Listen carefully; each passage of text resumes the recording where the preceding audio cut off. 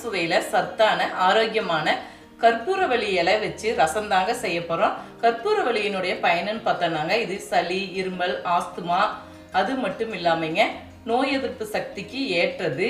வாங்க இப்ப வீடியோக்குள்ள போகலாம். இந்த ரசம் செய்யறதுக்குங்க கற்பூரவள்ளி இலை 10 இருந்து 15 வரைக்கும் எடுத்துருக்குங்க. 4 பேர் சாப்பிட்ற அளவுக்கு ரசம் செய்யறதுனால இந்த அளவுக்கு எடுத்துருக்கேங்க.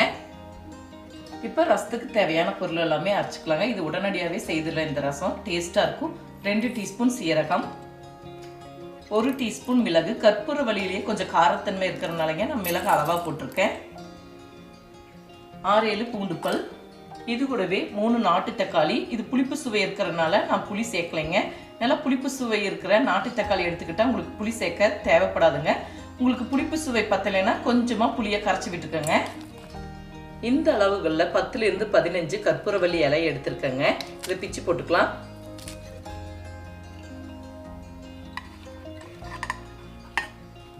இது கூடவே தேவையான அளவுக்கு உப்பு சேர்த்திக்கலாம். சிறிதளவு மஞ்சள் பொடி. இது தண்ணி சேர்க்காம நல்லா நைஸாக அரைச்சி எடுத்துக்கலாங்க. இப்போ தண்ணி சேர்க்காம நல்லா நைஸாக அரைச்சிட்டுங்க. தக்காளியில் இருக்கிற ஈரப்பதமும் கற்பூரவள்ளியில் இருக்கிற ஈரப்பதமுமே சரியாக இருக்கும். ரசத்துக்கு தாளிச்சு இருக்குங்க. கொஞ்சமாக எண்ணெய் விட்டுருக்கேன். எண்ணெய் சூடாகட்டும். இப்போ எண்ணெய் காஞ்சிருச்சுங்க. 1/2 டீஸ்பூன் கடுகு சேர்த்திக்கலாம். இப்போ கடுகு நல்லா பொரிஞ்சிருச்சுங்க. இது கூடவே 2 வரமிளகாய் கிள்ளி வச்சுருக்கேன். இது கூடவே சிறிதளவு கருவேப்பிலை. இதை சேர்த்து நல்லா வதக்கி விட்டுக்கலாம். இப்போ கருவேப்பிலை வரமிளகாய் வதங்கிடுச்சுங்க. அரைச்சி வச்ச கற்பூரவள்ளி தக்காளி விழுதை சேர்த்திக்கலாம். கொஞ்சமாக பச்சை வாடை போகிற அளவுக்கு வதக்கி விட்டுக்கலாங்க. இப்போ லேசாக வதக்கி விட்டுட்டேங்க. ஒரு 2 நிமிஷம் வதக்கி விட்டுக்கிட்டாலே போதும்.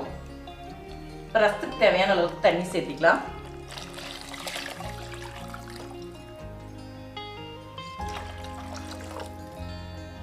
டேஸ்ட் பார்த்துட்டு உப்பு பத்தலைன்னா உப்பு சேர்த்திக்கலாங்க. நான் உப்பு தேவையான அளவுக்கு சேர்த்திட்டேன்.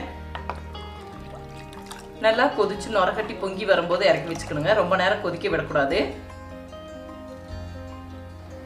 பாருங்க, நுரக்கட்டி கொதிச்சு வர ஆரம்பிச்சிருச்சு. இப்போ பொடியாக நறுக்குன மல்லித்தலையை கலந்துட்டு இறக்கி வச்சிடலாம். இப்போ ஸ்டவ் அப் செய்துக்கலாங்க. வேற பாத்திரத்துக்கு மாற்றி வச்சுக்கலாம்.